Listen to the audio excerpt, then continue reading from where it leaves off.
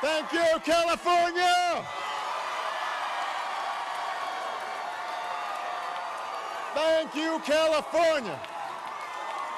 Thank you. Thank you, guys. Thank you so much. Thank you. Thank you. Oh, I am fired up now. Thank you. Thank you, California. What an unbelievable reception. What an unbelievable convention. Let me begin by thanking your outstanding chairman, Art Torres, for the great work that he is doing on behalf of the Democrats of California. I want to acknowledge, some of you know that I've got a history of having strong women around me. My grandmothers were strong women. My mother was a strong woman. Lord knows my wife is a strong woman.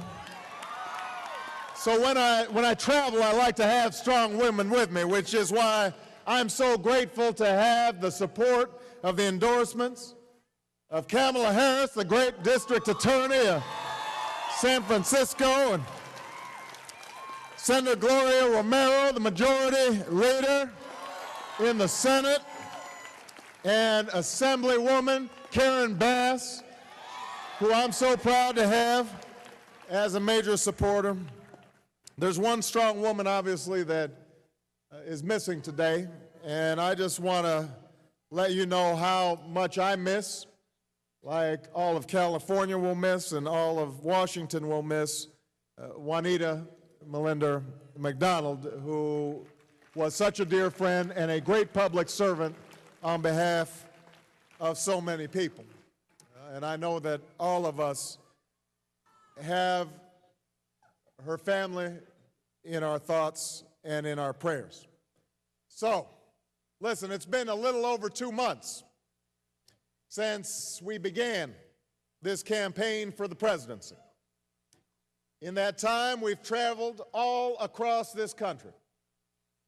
And before every event we do, I usually have a minute to sit quietly and collect my thoughts. And recently I've found myself reflecting on what it was that led me to public service in the first place. I live in Chicago now, but we got a little Chicago contingent. But I'm not a native of that great city. I moved there when I was just out of college, and a group of churches offered me a job as a community organizer so I could help rebuild neighborhoods that had been devastated by the closing of steel plants. The salary was $12,000 a year, plus enough money to buy an old beat-up car. And so I drove out to Chicago from New York, where I'd gone to school, and I didn't know a living soul in Chicago. And during the time I was there, working with these church groups, I set up job training programs for the unemployed and after-school programs for kids. And it was the best education that I ever had, because I learned in those neighborhoods that when ordinary people come together, they can achieve extraordinary things.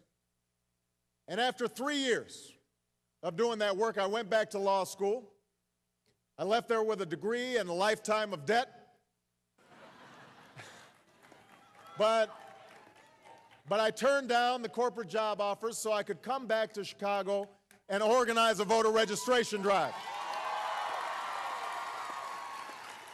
And I started a civil rights practice, and I began to teach constitutional law.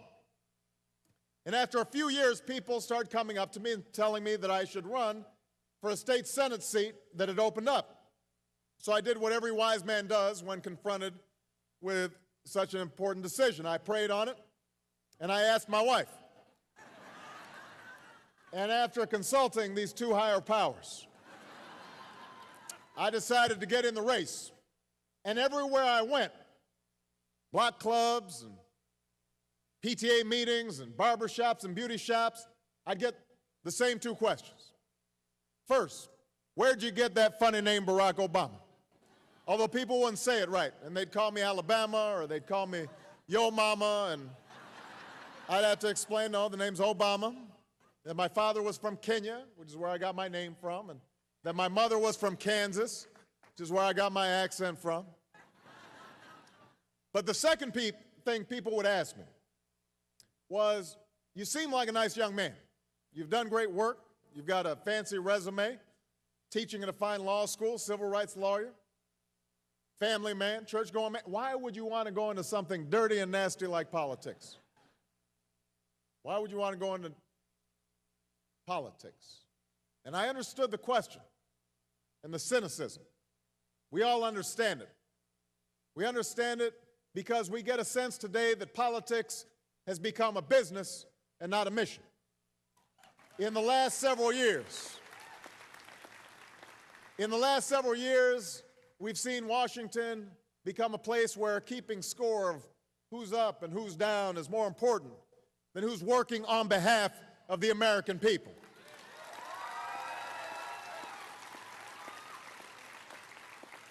We've been told that our mounting debts don't matter, that the economy is doing great, and so Americans should be left to face their anxieties about rising health care costs and disappearing pensions on their own.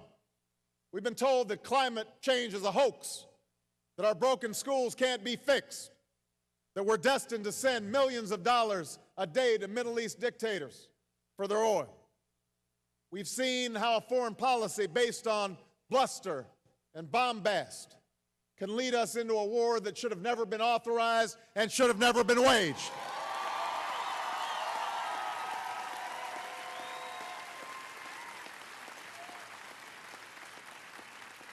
And when we try to have an honest debate about the crisis we face, whether it's on the Senate floor or Sunday talk shows, the conversation isn't about finding common ground, it's about finding someone to blame. We're divided into red states and blue states, and we're told always to point the finger at somebody else, the other party or gay people or immigrants. For good reason, the rest of us have become cynical about what politics can achieve in this country. And as we've turned away in frustration, we know what's filled the void. The lobbyists and influence peddlers with the cash and the connections. The ones who've turned government into a game only they can afford to play. They write the checks and you get stuck with the bill. They get the access while you get to write a letter. They think they own this government, but we're here today, California, to tell them that our government is not for sale.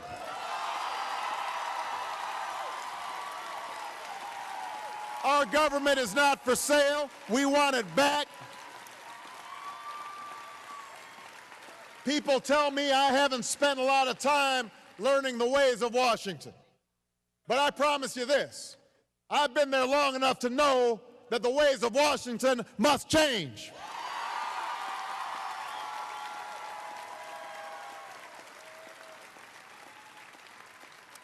I am running for president because the time for can't do, won't even try style of politics is over. It is time to turn the page, California. It is time to turn the page. There is an awakening. There's an awakening taking place in America today. From New Hampshire to California, from Texas to Iowa, we are seeing crowds we've never seen before. We're seeing people showing up for the very first political event of their lives. Some of them are here today, and they're coming because they know that we're at a crossroads right now, because we're facing a set of challenges we haven't seen in a generation. And if we don't meet those challenges, we could end up leaving children a world that's a little poorer and a little meaner than the one that we found. And so the American people are hungry for a different kind of politics, the kind of politics based on the ideals upon which this country was founded. The idea that we're all connected as one people, that we all have a stake in one another, that we have mutual responsibilities towards each other. It's what I learned as a state senator in Illinois, that you can turn the page on old debates, that it's possible to compromise so long as you never compromise your principles. and that so long as you're willing to listen to each other, we can assume the best in people instead of the worst. That's how we were able to reform a death penalty system that sent 13 innocent people to death row. That's how we were able to give health insurance to 20,000 more children who needed it. That's how we gave $100 million worth of tax cuts, not to the rich, but to working families in Illinois through an earned income tax credit. That's how we passed the first ethics reform in 25 years.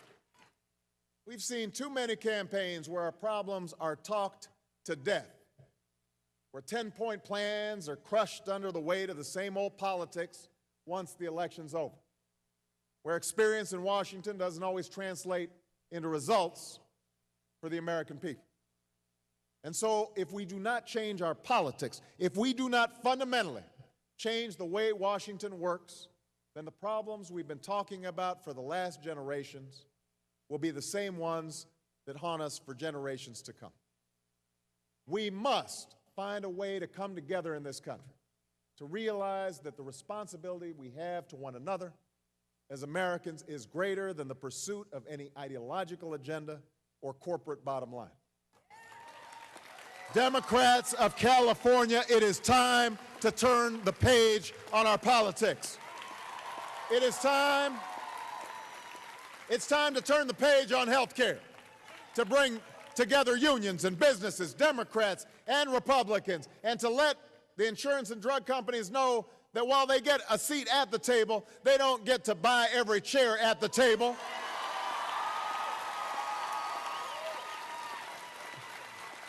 When I am president, I will sign a universal health care law by the end of my first term in office.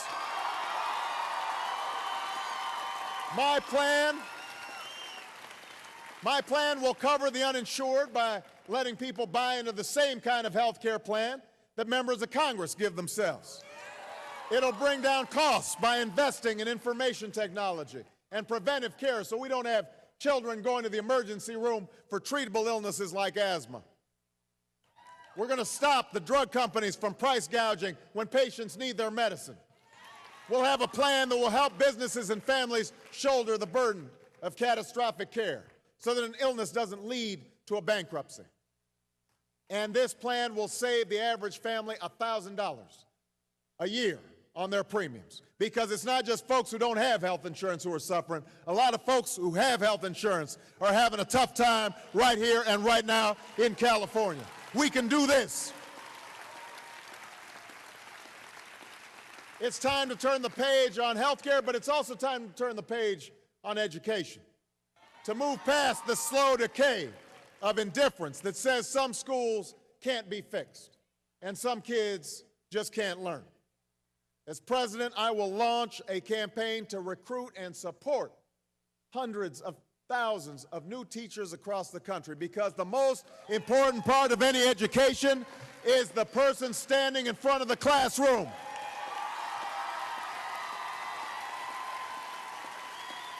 It is time to teach. It is time to treat the teaching profession like it deserves to be treated, paying teachers what they deserve to be paid, working with them, not against them, to develop the high standards we need. It is time to turn the page on education.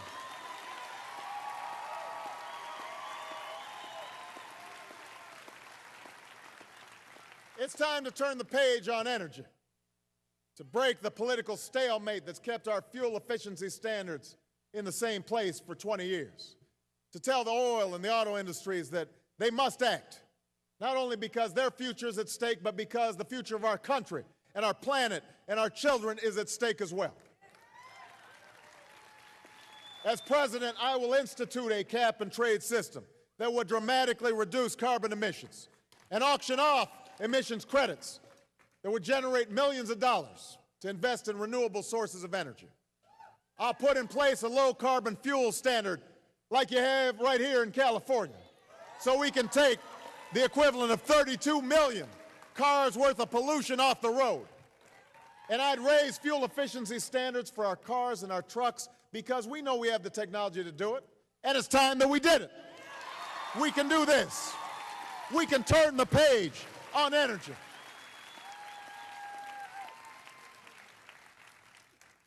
But most of all, we have to turn the page on this disaster in Iraq and restore our standing in the world.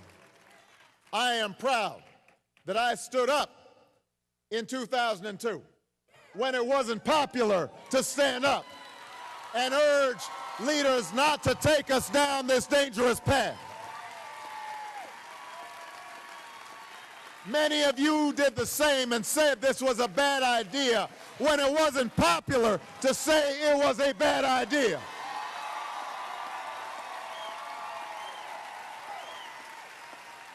We knew back then this war was a mistake. We knew back then that it was dangerous diversion from the struggle against terrorists who attacked us on September 11th. We knew back then we could find ourselves in an occupation of undetermined length, at undetermined cost, with undetermined consequences. But the war went forward, and now we've seen those consequences, and we mourn for the dead and the wounded. I was in New Hampshire the other week when a woman told me that her nephew was leaving for Iraq. We were in a town hall meeting. She started telling me how much she'd miss him, how worried she was about him, and she began to cry. And she said, in this room full of people, she said, I can't breathe. I want to know, when am I going to be able to breathe again? It's time to let this woman know she can breathe again. It is time to put an end to this war. The majority of both houses of the American Congress, Republicans and Democrats, just passed a bill that would do exactly that. It's a bill similar to the plan I introduced in January that said there is no military solution to this civil war, that the last best hope to pressure the warring factions to reach a political settlement is to let the Iraqi government know that America will not be there forever, to begin withdrawal with the goal of bringing all combat brigades home by March 31st of 2008. We are one signature away from ending this war. We are one signature away from ending this war. And if the president refuses to sign it, we will go back and find the 16 votes we need to end this war without him. We will turn up the pressure on all those Republican congressmen and senators who refuse to acknowledge the reality that the American people know so well, and we will get this done. We will bring our troops home. It is time to turn the page.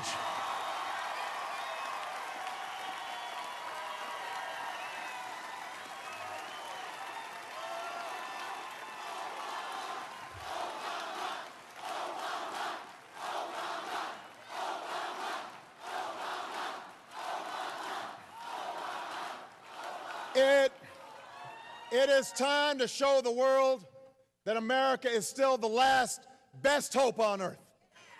This president may occupy the White House, but for the last 6 years, the position of leader of the free world has remained open. It is time to fill that role once more.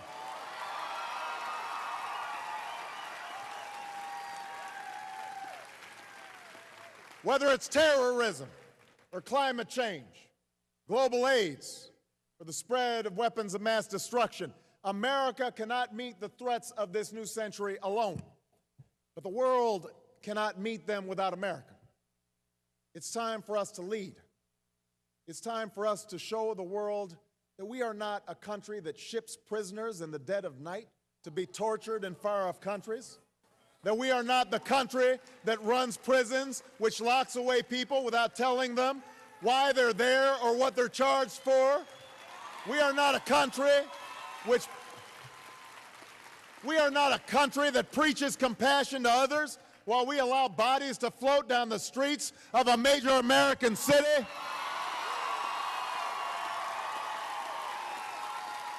That is not who we are. That is not who we are. We are America. We're the nation that liberated a continent from a madman, that lifted ourselves from the depths of a depression, that won civil rights and women's rights and voting rights for all people. We are the beacon that has led generations of weary travelers to find opportunity and liberty and hope on our doorstep. That's who we are. Some of you saw I was down in Selma, Alabama a while back, and we were celebrating the 42nd anniversary of the march across the Edmund Pettus Bridge. It was a march of ordinary Americans, maids and cooks and preachers and Pullman porters who faced down the fire hoses and the dogs and the tear gas and the billy clubs when they tried to get to the other side. But every time they were stopped, every time they were knocked down, every time they were beat down, they got back up, they kept coming back, they kept on marching, and finally the waters parted.